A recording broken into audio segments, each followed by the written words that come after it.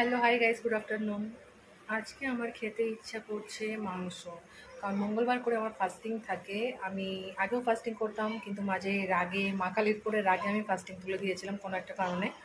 তো তারপরে আমি জম্মু থেকে আসার পর থেকে আমি ফাস্টিং ধরেছি। মঙ্গলবারে পুরো আমার ফাস্টিং থাকে পুরোটা দিন। তো শুধু ফল নিই, ইয়া তো না নিয়ে পারলে নিই না। তো মঙ্গলবার যখন পুরোটা আমার ফাস্টিং থাকে, বাড়িতেও ভেজ হয়, কারণ যেহেতু আমি খাবো না। তো হাজব্যান্ড বললো তুমি যখন খাবে না তখন পুরো ছেড়ে দাও, রিলেটিভ বগেরা যেই আসুক না কেন তুমি পুরো ভেজই রেখে দাও দিনটা। তো আমি ভেজ রেখে দিই, বাট মঙ্গলবারের পরে আজকে বুধবার, তো আমার ইচ্ছা হচ্ছে মাংস খেতে। ছেলে মেয়েও বলছে মাংস খাবো মাংস খাবো। তো আমার আবার চিকেন খেতে ইচ্ছা করছে না, মাটন নিয়ে আসবো, আবার যেতে হবে। তো আমি আইডিয়া বের করলাম, আমি গ্রামে ফোন করলাম ভোরবেলা, সেখান থেকে আমাকে দেশি মোরগ পৌঁছে দেওয়া হলো কলকাতার বাড়িতে।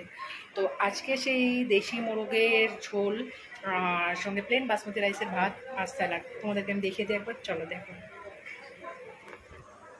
এই যে হচ্ছে প্লেন বাসমতি রাইস, এখনও আমি দিইনি, জলটা ফুটছে দেখো, এটা দেব।